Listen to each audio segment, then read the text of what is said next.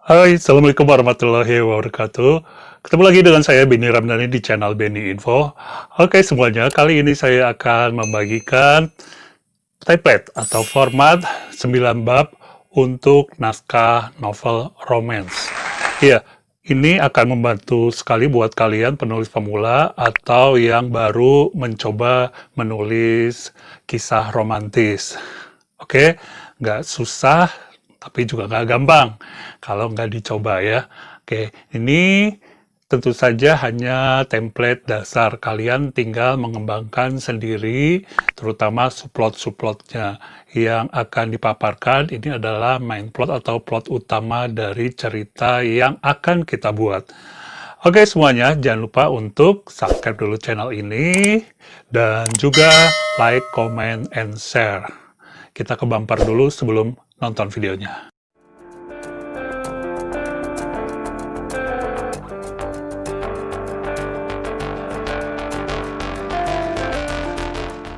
Ya, kita langsung ke bab 1, tapi sebelumnya tolong jangan di-skip iklannya ya. Iklannya itu penting banget buat saya.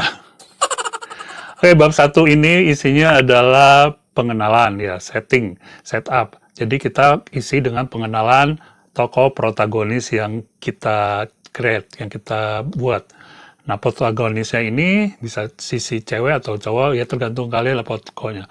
Kita kenalkan lewat narasi, jadi tetap berkisah, hanya kita kenalkan sedikit-sedikit faktor 3 dimensinya, internalnya, sifatnya, sikapnya, kayak gitu ya. Terus eksternalnya, lingkungannya, di sekolahnya, di tempat lesnya, tempat ekskulnya, atau di rumahnya, di mana yang nanti dominan.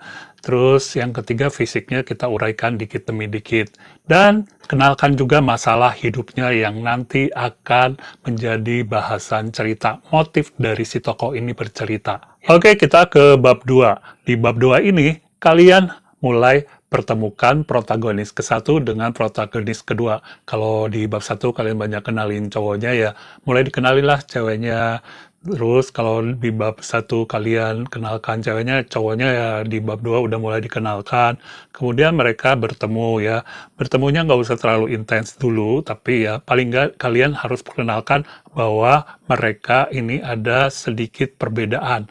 Ya, misalnya yang satu ekstrovert, yang satunya introvert, yang satunya kasta tinggi, sosial tinggi, yang satunya kasta sosial rendah, yang satunya anak band, yang satunya mungkin anak apa ya, anak kir mungkin ya, science, club science. Pokoknya mereka keduanya ini punya potensi untuk konflik nantinya.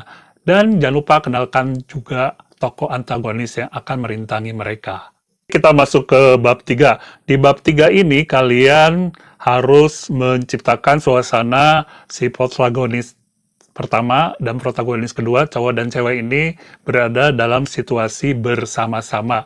Entah itu ya keadaannya darurat, misalnya terjebak di satu lift, misalnya terjebak di ruang UKS, pokoknya yang kayak gitu, atau mereka memang terlibat dalam satu kepanitiaan, terlibat dalam satu lomba cepat-tepat, misalnya seperti di Dilan gitu ya. Terus atau juga misalnya mereka pergi, misalnya touring gitu ya, bareng-bareng dari sekolah Dharma Wisata, atau hiking, atau ya banyak hal yang kira-kira tempatnya itu membuat mereka intens untuk melakukan komunikasi, dan ternyata di sini mulai ada sedikit pertentangan, ada clash, konflik, biar seru, dan antagonis udah mulai insecure. Ya, sekarang kita ke bab 4. Di bab ini kita mulai lanjutkan tadi setelah ada konflik. Ya, di sini mulai ada saling menunjukkan ego gitu ya. Ada lanjutannya yang tadi misalnya mereka akhirnya saling pamer siapa yang lebih hebat misalnya, atau mereka bisa ya, debat, bisa apa, tapi di lokasi yang berbeda dari bab 3, misalnya kembali sekolah gitu ya. Nah, di sini pula biasanya si antagonis mengambil keuntungan dari situasi mereka berkonflik secara frontal.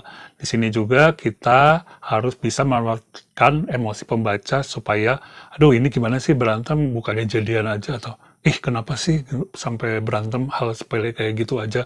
Jadi kita harus bisa juga memancing emosi pembaca di bab 4 ini, biar pembaca mulai merasa dinamika cerita yang kita buat. Paham? Kita ke bab 5 sekarang. Bab 5 adalah bab rekonsiliasi. Jadi ketika di bab ini mereka sebenarnya sudah saling menyadari bahwa konflik yang mereka lakukan di bab 4 atau pertentangan kayak gitu itu udah nggak penting. Jadi ego mereka udah mulai luntur dan mereka mulai menciptakan hubungan yang ya bisa bersamalah berdua gitu ya, kemana-mana bisa mau pergi berdua, dan ini biasanya berkat dukungan dari karakter mentor ya yang ada di chapter-chapter sebelumnya udah kita kenalkan. Kemudian juga bisa karena sidekicks, ya ini pertemanan di keduanya yang saling support.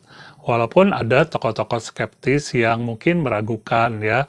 Nah, di bab 5 ini kita tonjolkan juga antagonis mulai kelimpungan dan memikirkan bagaimana caranya supaya dia bisa memisahkan keduanya. Ya, kita ke bab 6. Bab 6 ini terjadi krisis hubungan. Jadi, mulailah ego yang lama itu muncul lagi. Atau juga ada intruder. Jadi, ada pihak-pihak lain yang menentang hubungan mereka. Ini bisa aja kita create sendiri ya.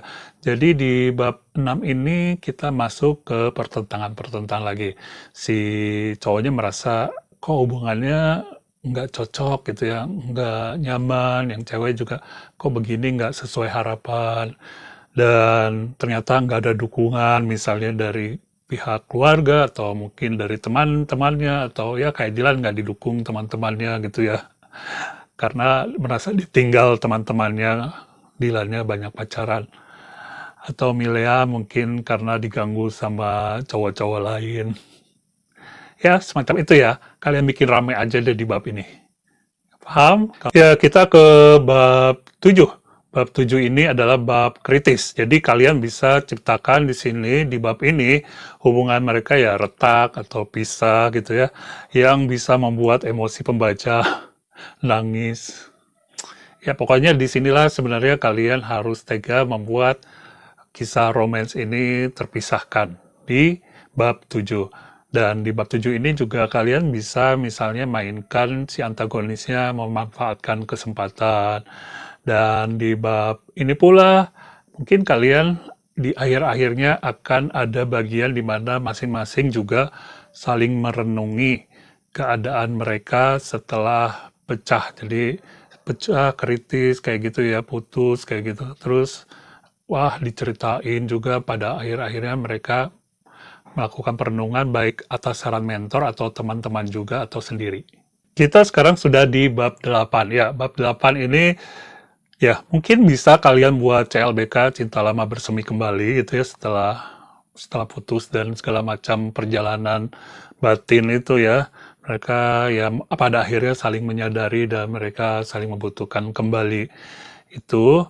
Tapi yang utama bukan itu sih, yang utama mereka saling komunikasi lagi dan mungkin saling memaafkan. Kecuali kalau kalian tega ya, mereka nggak komunikasi sama sekali dan putus begitu aja. Kemudian masing-masing menemukan jodohnya sendiri-sendiri. Jadi terpisah, kemudian mereka ya begitulah, bubar jalan aja. Atau kalian mau pakai ajab-ajaban. Salah satunya tiba-tiba membawa penyesalan ke akhirat karena dia tertabrak kendaraan gitu ya, kecelakaan, mana aja terserah. Ya kita ke bab 9 atau ending. Nah kalian biasanya kalau udah mereka bersatu, bersama, itu suka memutuskan cerita, ending. Padahal jangan sampai situ ya, ending ini kita harus lihat kembali ke bab 1, apakah tujuan dari karakter itu berhasil, misalnya masalahnya dia ingin punya cowok yang cocok atau dia ingin melepaskan sendirian, terus apakah ada perubahan sifat atau karakternya ya. Jadi kita lihat ada perubahan nggak, karena sebuah cerita itu harus ada perubahan. Nah di ending mungkin juga bisa dilakukan semacam perenungan-perenungan, jadi kembalikan si tokoh itu sendiri lagi ya, dari awalnya sendiri, kemudian sendiri dalam situasi bercerita sendiri, jangan lagi berdua, bukan berarti mereka harus putus ya. Dan bisa juga kasih foreshadowing, kali-kali aja mau bikin sequelnya. Ya, yang sudah nyimak tadi itu adalah 9 bab kerangka karangan ya, temanya romance. Nah, biar nggak bosen, kalian harus nambahkan subplot. Jadi main plotnya cinta, subplotnya apa? Misalnya yang bisa mengandung konflik itu kayak masalah keluarga ya, broken home atau apalah. Terus masalah dengan sibling, dengan saudara-saudara, kakak, adik gitu ya. Terus masalah dengan teman ya, persahabatan, masalah kompetisi. Pokoknya segala hal yang kira-kira bisa membuat cerita hidup dinamis dan bikin penasaran terus karena setiap bab misalnya ada konflik kecil-kecil dan ada konflik besarnya yang sebagai benang merah. Oke, cukup paham sampai di sini. Jangan lupa kalau ada pertanyaan tulis di kolom komentar. Terima kasih yang udah subscribe. Jangan lupa yang belum subscribe, subscribe lagi. Sampai ketemu di video berikutnya. Assalamualaikum warahmatullahi wabarakatuh.